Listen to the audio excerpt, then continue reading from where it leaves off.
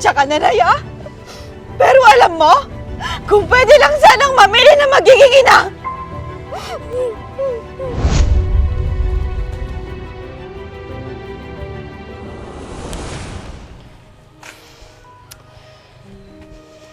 Nakakainis talaga. Kung kailan kailangan ko ng pambayad, doon pa nawala. Sino kaya kumuha noon? Ay. Ate, O Bunso, bakit nandito ka? Hindi ka rin ba pumasok? hindi rin ate. Bakit naman? Tinatamad kasi ako. Iniisip ko pa rin yung perang nawala. Ako rin nga. Kung kailan kailangan na kailangan ko, doon pa nawala. Paano ka na makaka-attend sa training session niyo yan, ate? Hindi ba pwedeng utangin mo muna yung babayaran mo, ate? Para lang maka-attend ka sana. Hindi pwede, Bunso eh. Nawawala na tuloy ako ng pag-asa. Ate, wag ganyan. Kakayanin natin tong dalawa, okay? Siya nga pala, Bunso. Si Lolo ba napansin mo? Kanina kasing pagkagising ko, hindi ko na siya nakita. Maaga siyang umalis, ate. Para daw makarami siya ng kalakal. Baka sakaling makarami siya ng benta. Para daw makaipon siya ng pambayad mo, ate. Si Lolo talaga, hindi naman niya kailangan gawin yun. Nakaawa kasi sa'yo si Lolo, ate. Isa pa, gusto talaga niyang makatapos ka. Naawa din ako kay Lolo Bunso. Ayokong nag-aalala at nag-iisip pa siya. Wala naman tayong magagawa, ate. Gusto talagang tulungan ka ni Lolo.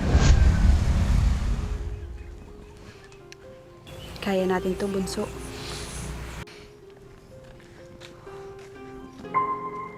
Hoy! Kayong dalawa! Halika kayo dito!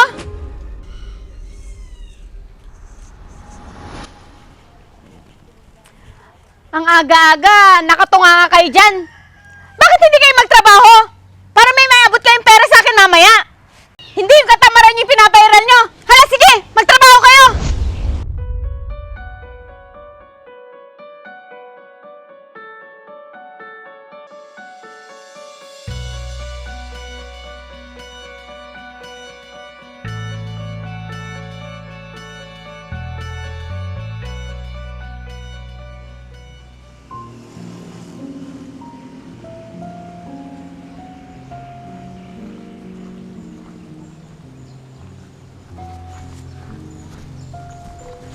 Emma?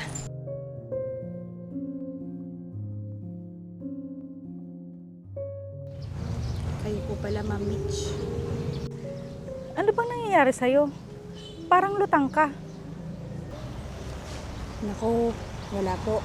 May iniisip lang po ako. Ganun ba? Siya nga pala, ilang araw na lang, training session nyo na. Malapit mo nang matupad ang mga pangarap mo, Emma.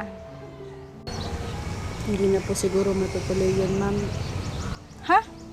Bakit, Emma? Ano bang sinasabi mo dyan? Hindi na po siguro ako makakagraduate, Ma'am. Teka, hindi kita maintindihan. Magsabi ka nga sa akin ng totoo. Nakakahiya man pong sabihin. Pero hindi po ako nakabayad sa training session namin. Di ba ang sabi mo sa akin noon, may pambayad ka?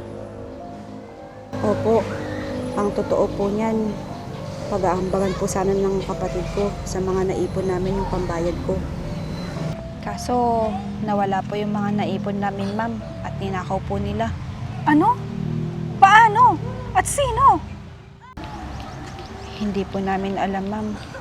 Kaya hanggang pangarap na lang po talaga ako. Hindi, Emma. Hindi ako papayag dyan. Ano pong ibig niyong sabihin?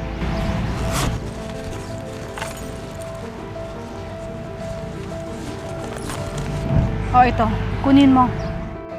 Para may pambayad ka. Naku, Ma'am, hindi ko po matatanggap yan.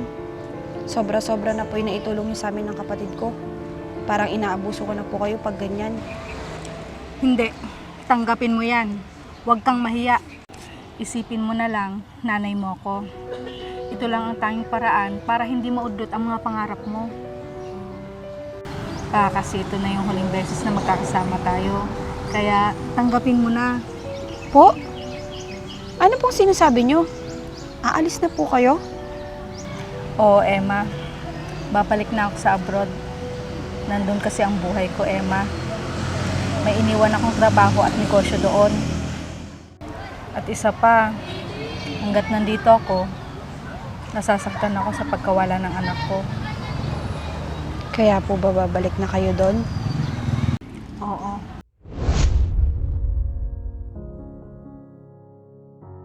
Maraming salamat po sa lahat ng ginawa niyong kabutihan sa amin, ma'am. Hindi ka po namin makakalimutan ng kapatid ko. Kung hindi po dahil sa inyo, hindi po kami makakapag-aral. Ang mahalaga, natupad ko ang nais ko sa ibang mga bata na hindi ko nagawa noon sa anak ko. Kayo din mag-iingat. Mag-aral kayong mabuti. At ipagpatuloy ninyo ang mga pangarap ninyo. Opo, ma'am. Maraming salamat po.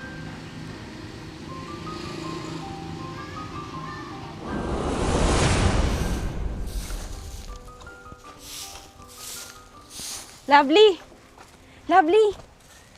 Oo, ate. Mukhang masaya ka yata ah. Bakit? Anong meron? Ano ba? May babalita ako sa'yo. Ano yun, ate? Makaka-attend na ako sa training session. Talaga, ate? Paano? Saan ka kumuha ng pambayad mo?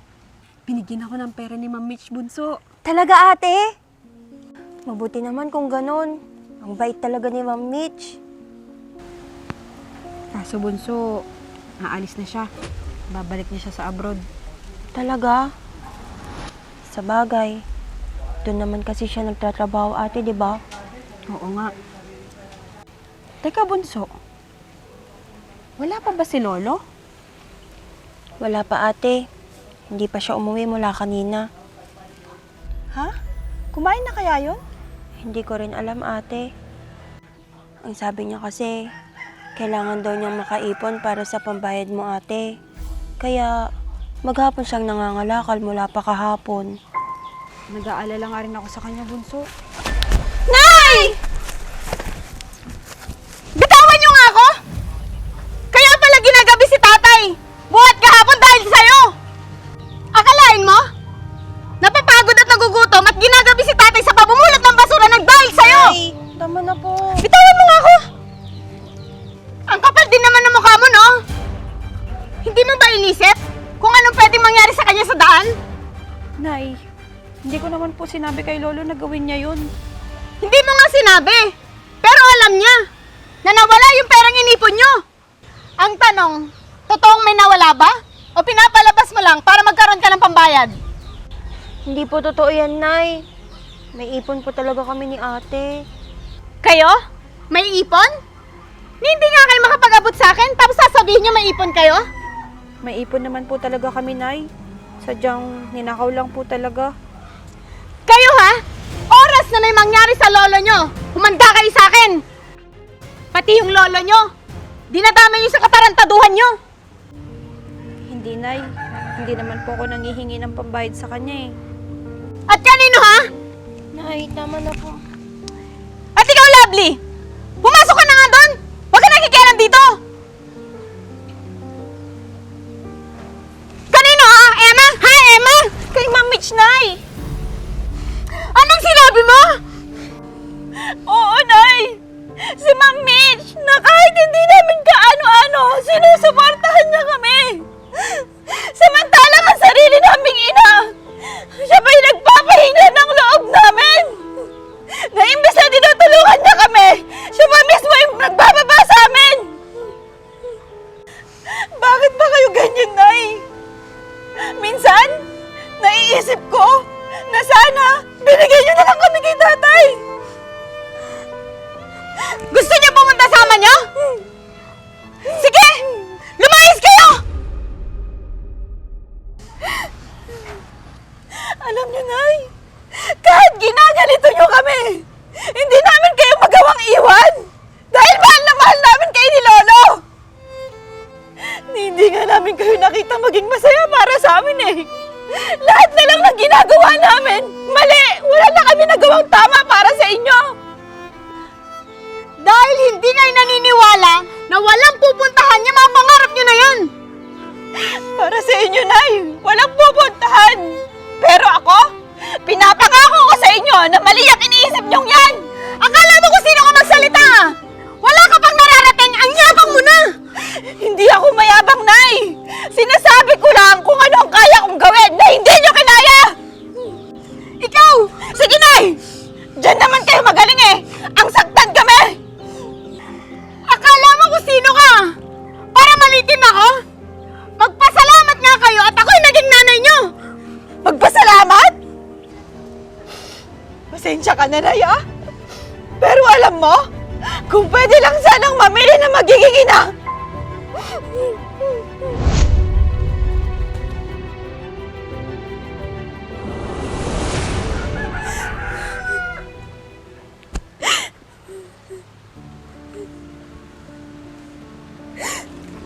Ate, ayos ka lang ba? Hindi ko alam, Bunso. Pakiramdam ko, napakasama akong anak. Dahil lagi kaming nag-aaway ni Nanay. May dahilan naman kasi ate. Bakit ganito tayo palagi? Pero nakakasawa na rin kasi, Bunso. Kaya minsan naisip ko na rin na ano kaya kung tumigil na lang ako para manahimik na si Nanay. Ate, wag! Ngayon ka pa ba titigil? Malapit no. Tsaka, isipin mo din si Lolo kung gaano siya malulungkot kapag tumigil ka. Tsaka, mababaliwala lahat ng paghihirap at sakripisyo mo, ate. Parang pinatunayan mo rin kay Nanay na tama lahat ng sinabi niya. Na hanggang dito na lang talaga tayo. Isipin mo din lahat ng hirap ni Lolo na sumusuporta sa mga pangarap natin, ate. Pati yung kung gaano siya kasaya kapag may mga achievements tayo. Tama ka nga siguro, Bunso. Kaya sige, kahit ano mangyari, laban lang. Ayan, ganyan nga. Kaya idol kita, ate. Kasi ikaw yung ate kong laban lang ng laban. Hindi marunong sumuko.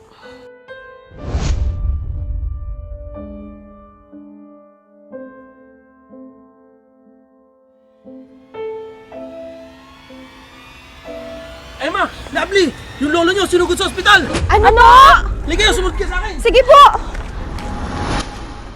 Pagod ka na ba sa kumupas at duming hindi matanggal-tanggal sa pintura ng sasakyan mo? Kahit pa ulit-ulit mong linisin, hindi pa rin bumabalik ang kintab? Ito lang ang solusyon dyan. Ito ang GR4 Magic Gatas para sa pangmatagalang proteksyon at pangmatagalang kintab ng iyong motor at sasakyan. I-spray lang ito sa motor o kotse mo at hintayin ng 3 to 5 minutes. At pagkatapos nun ay punasan mo ng tuyong basahan. At yun, makikita mo na kaagad ang napakagandang resulta. Ang maganda dito, 3-in-1 na ito kaya pwede mo na itong gamitin sa glossy paint, matte finish, at leather and vinyl materials ng iyong sasakyan. Kaya kung gusto mo rin nito, ilalagay ko na lang yung link sa ibaba para mabili mo na rin.